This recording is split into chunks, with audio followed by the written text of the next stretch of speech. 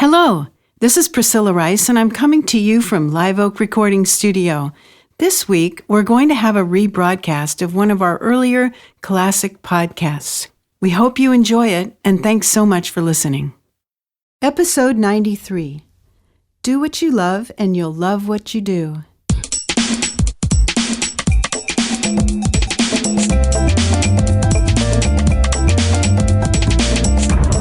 You're listening to the official BNI podcast with BNI founder and chairman, Dr. Ivan Misner. Stay tuned for networking and referral marketing tips from the man who's been called the father of modern networking, along with suggestions and insights into getting the most from your membership in the world's largest networking organization, BNI. To be sure you never miss an episode of the official BNI podcast, subscribe at the iTunes Music Store or right on our homepage at bnipodcast.com.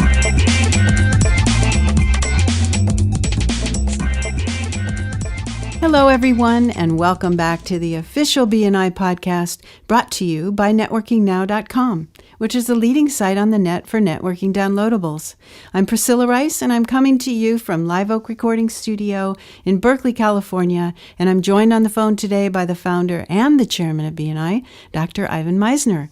Hello, Ivan. How are you?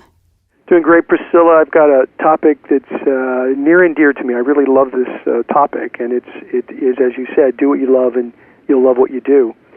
As an adjunct university professor for almost 20 years, I'd often have students say to me, well, hey, Dr. Misner, what kind of business or profession should I consider going into right now? And I'd always tell them, well, what do you like? What do you really enjoy doing? And they'd say something like, no, you don't understand.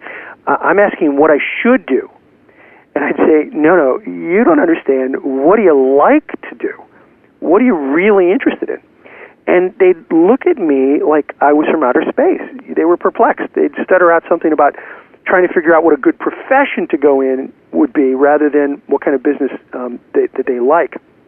And I'd go on to explain to them that you cannot achieve sustained success over time. You cannot achieve sustained success over time without doing something you love. Therefore, I would tell the students you need to think about what you really enjoy doing and then look for opportunities in those areas. You know, I don't know if you know this, but according to the National Federation of Independent Businesses, it's estimated that 60% of all businesses started in the late 90s were based on hobbies or personal interests. More and more you see people turning their dreams into their livelihood. Mm-hmm. I saw a great example of this really in action when I attended a fundraiser at a local university here in Southern California. It's Azusa Pacific University. And I was there at an evening fundraiser that the BNI Foundation was supporting. And the program highlighted a graduate from the physics department, and his name was Stephen. He graduated in 2001 from APU, and after graduation, he went to work at NASA's JPL in Pasadena. I mean, he had a great job. And while he was working at JPL, a close family member passed away in a really tragic accident. And Stephen and his wife, she had also had a very successful career, sat back and they really evaluated their lives, and they decided that they were going to make a major change. And they chose to pursue a hobby that they had for some time, and to walk away from very, very successful jobs that they had.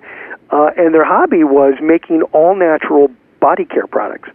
And they wanted to turn it into a full-time business because they just loved it, and they loved what it did throughout the world, and I'll explain. One of the reasons they did it was it enabled them to, of course, work from home. They had a new family. They could spend time with the kids. The name of the company is Antibody, ANTI-body. And here's the interesting thing is that it not only offers all-natural body care products, but it promotes global fair trade. And that's what really interested them, was to have some product that was natural, but to also help those in need. And so what it does is it sources out all its raw materials directly from workers in developing countries, creating sustainability for those who might be exploited in those very same markets. And to me, this was a classic example of doing what you love and loving what you do and the impact that it has on the community or on other communities throughout the world. This decision really changed Stephen's life. It changed the course of his life. And now he's really happy doing what he's doing. He loves working every day, and his business is thriving.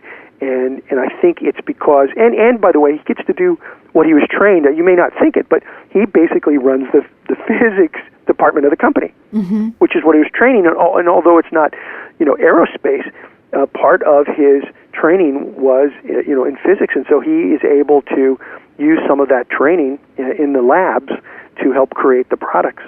And I think that's an incredible story. I understand that loving what you do is no guarantee that you're going to be successful. Okay, that's important. I mean, some people say, I love what I do, but I'm not successful. However, I'm equally confident that if you're not happy at what you're doing, you can never achieve any sustainable success over time, and that's important. So if you're thinking about starting your own business, you got to find what you love to do. It's almost like, it's a crazy story, but it's almost like what I used to tell my kids when they were really small, and we'd go to an ice cream shop, and they just couldn't decide what they wanted to do, or what they wanted to have for ice cream. And I'd say, well, what do you feel like? Well, I don't know. Well, stick your tongue out.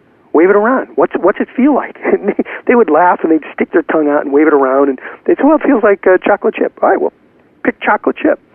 So what I tell business people, and certainly what I tell college students now, is stick your tongue out, wave it around. What do you feel like doing? Pick something you really want, something you really want to be doing, and you'll be a lot happier in life. And I'm not talking about just picking ice cream. Yeah. You keep talking to us about that hidden ingredient, the secret ingredient of passion, and how it affects the energy that you bring when you talk about your business. And I think that this topic is an example of that.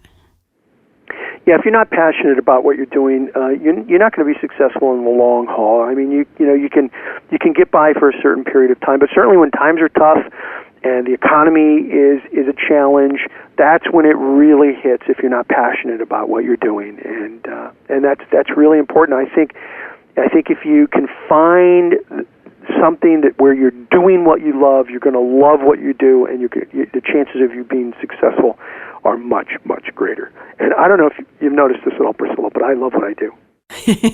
I have noticed that, Ivan. This is a fun business. I really feel like B&I is absolutely my calling. It's the greatest business in the world. I'm able to help hundreds of thousands of business professionals in dozens and dozens of countries all around the world to build their business through a really great way. I mean, to me, B&I is not only a great way to get business, it's an even better way to do business. And so I certainly have found what I'm passionate about.